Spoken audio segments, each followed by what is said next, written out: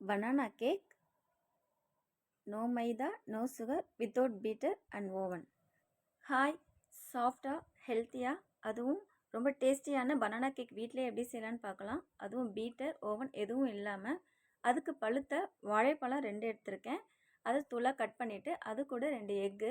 அந்த எக் வந்து already room temperature இருந்தால் ஓகே, இல்லை ஃப்ரிட்ஜில் இருந்தால் 2 hours வெளியில் எடுத்து வச்சுட்டு அப்புறமா யூஸ் பண்ணுங்கள்.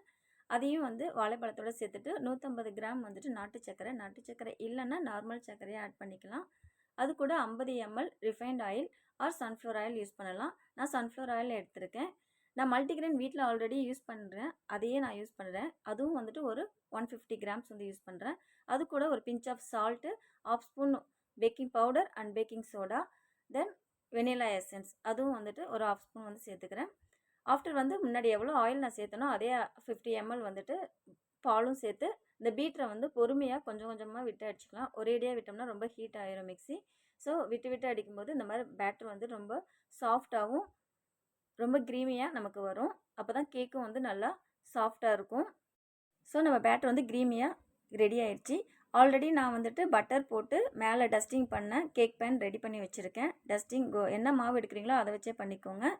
நம்ம பேட்டரை ஃபில் பண்ணிவிட்டு இது மேலே நட்ஸஸ், சாக்லேட்ஸ் எது வேணாலும் நம்ம ஃபில் பண்ணிக்கலாம். மல்டி கலரில் சாக்லேட்ஸ் இருந்தது, பசங்க அதை ஃபில் பண்ணிக்கிட்டாங்க. மேக்ஸிமம் வந்துட்டு கோதுமை இல்லாட்டினா மல்டிகிரெயின் யூஸ் பண்ணுங்கள். மைதா வந்து அவாய்ட் பண்ணிவிடுங்க. நான் வந்து குக்கர் ஆல்ரெடி ஒரு 15 மினிட்ஸ் வந்து ப்ரீ ஹீட் பண்ணி வச்சுருந்தேன். ஆஃப்டர் அது உள்ள கேஸ்கட் இல்லாமல் மேலே வெயிட் போடாமல் ஒரு 40 மினிட்ஸ் சிம்மில் வச்சு வேக வைக்கணும்.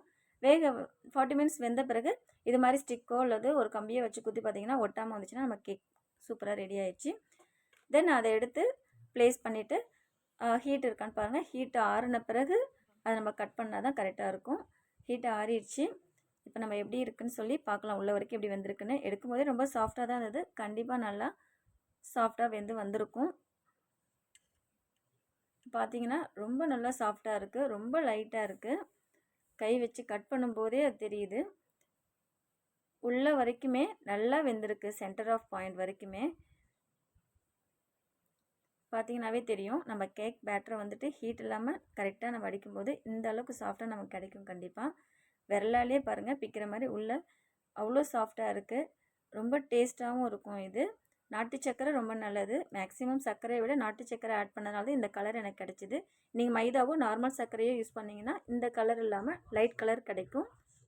நாட்டு சர்க்கரையும் பேட்டர் அதாவது நம்ம யூஸ் பண்ண பவுடர் மல்டிகிரெயினால் அந்த ப்ரௌன் கலரில் சாக்லேட் மாதிரி நமக்கு சாக்லேட் கலரில் கிடச்சிருக்கு. இல்லை நீங்கள் வந்துட்டு மைதா யூஸ் பண்ண அப்படின்னா லைட் கலர் தான் கிடைக்கும். தேங்க்ஸ் ஃபார் வாட்சிங்.